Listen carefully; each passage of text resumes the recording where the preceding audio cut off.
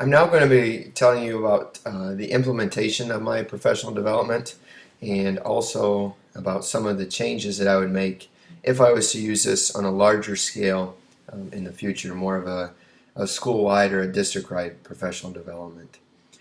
First of all, these surveys that I completed, both the pre-PD survey and the post-PD survey, were created through course sites. And so teachers went to the surveys page on my site. You can see they had a pre-professional development survey and a post-professional development survey.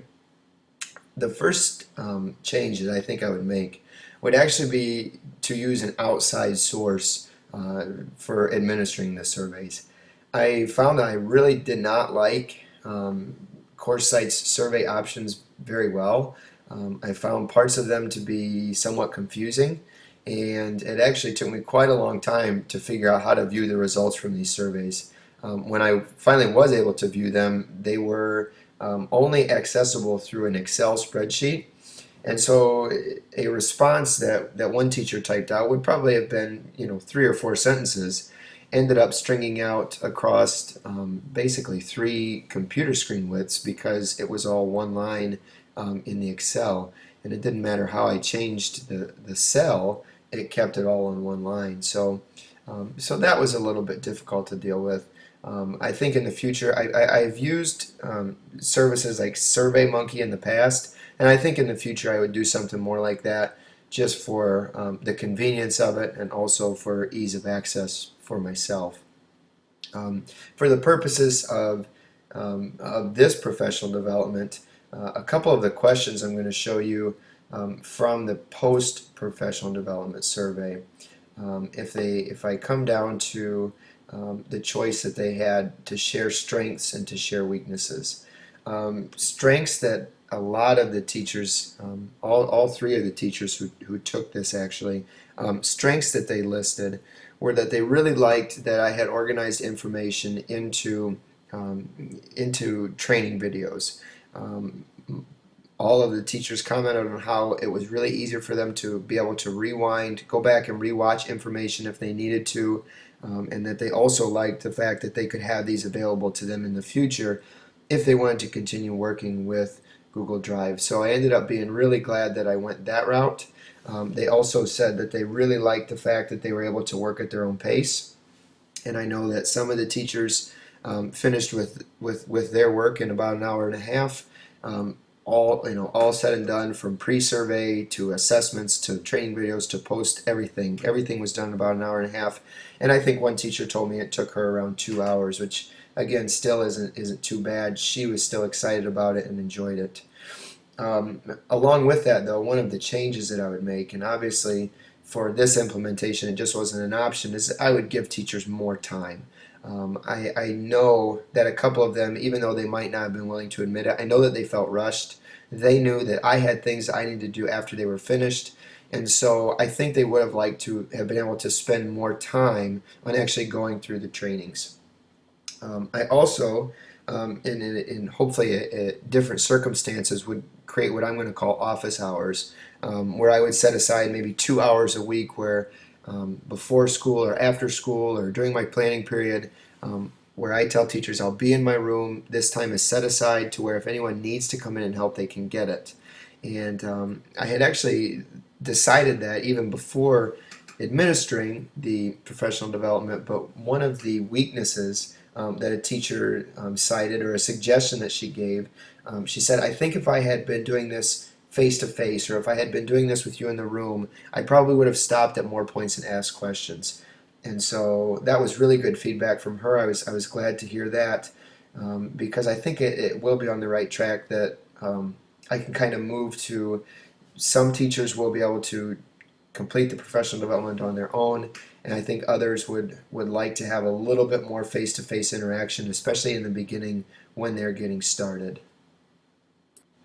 Another change that I really would like to make in the future would obviously be to give teachers more time to create the professional development. What I ended up doing was opening up the training on June the 8th on Sunday. So it was a little bit early, but I did have two teachers who went through the entire training on Sunday. They spent their 2 hours then, and they were finished with it. But as you can see, they really were on kind of a tight timetable, being between Sunday and really I told them that they needed to be done by Wednesday so that I could finish with all my presentation requirements. And I do feel like a couple of the teachers, while they were willing to do it and they knew up front that it would be kind of a rush time, I think that they would have liked to have been able to spend more time asking questions, more time kind of getting used to the software and experimenting with it.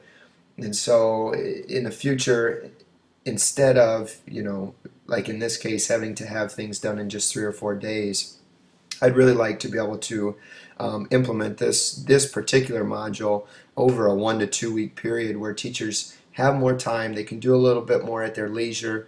They can do just 1 or 2 training videos a day and not feel like they have to do them all in one setting.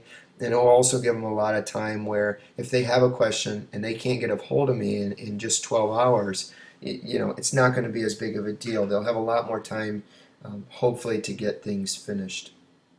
The last big change that I would make comes from the pre and the post assessment that I administered. And so I'm going to jump over to the content page, and my pre and post assessment were basically identical, but I'm going to open those up so that you can see kind of what it looked like. For the pre-assessment, teachers had to create a Google Drive presentation. And so in a future professional development, teachers would be leveled based on their understanding of Google Drive. If they were able to create a presentation and basically put all of these different objectives in that I'm asking for, title it, share it, create slides, add lists, if they're able to do all those things, basically they're going to test out of this professional development.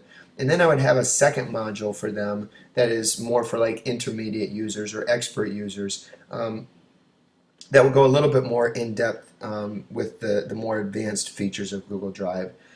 So the 3 teachers that I administered this with were all considered to be novices, and so basically all that they did is sent me an email that said, I've never used this before, I don't know where to start. And so that was their pre-assessment. I really would like to be able to give the pre-assessment in person though.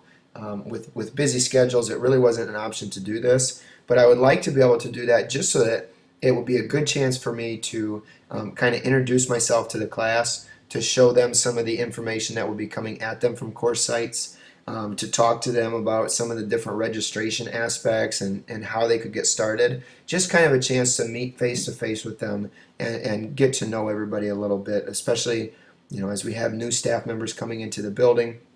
I could get to know them a little bit as well. The post-assessment that staff members took, if I was to skip over it, it's almost identical, other than the fact that the directions change. They have 30 minutes to complete the post-assessment. I asked them not to use any of the training videos or any notes or anything like that, just to do it based solely on what they can remember from their professional development. And they had the same 10 objectives. I decided to do this because when looking at the results, I wanted to be comparing apples to apples. I wanted to make sure that based on what they knew at the beginning, I have something to compare at the end. I'm happy to report that the teachers who completed, all of them were able to meet these 10 criteria at the end. The only thing I would change with the post-assessment would be, again, to require that it was done in person.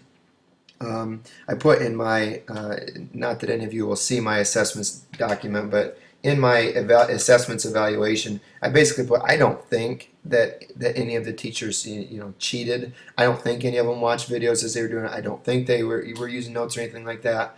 But just from a evaluation standpoint, it's a little bit more reliable for me, the data that I'm getting, if I know that they're doing this. I can time exactly how long it's taking them, and I don't have to go through the trouble of looking at their Google Drive and finding out exactly how long was spent on the document. So I think that would be a little bit easier for me. It would also give me a chance to kind of close up this module and talk about what the third module would be.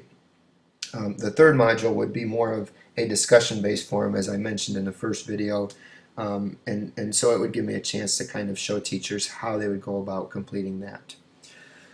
So um, that's really all that I have as far as implementation.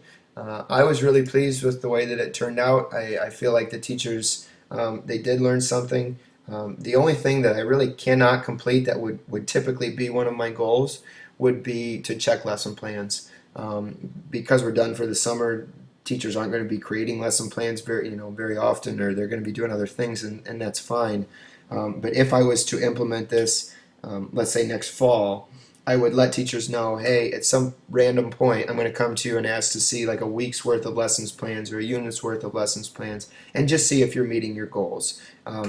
Show them the survey that they took that says, hey, I want to be using Google Drive 3 times a unit in my class, and then I can just check and see if it's done. So I feel like the post assessment gives me a good indication of whether or not they've learned how to use the software. Checking the lesson plans gives me a much better indication than a survey as to whether or not they actually are using the presentation software. So obviously the goal with any professional development is to use the information that you've learned, and so that would be kind of what I would be doing with those lesson plans. Thank you very much for taking the time to watch these videos. I would appreciate any and all feedback that you are willing to give.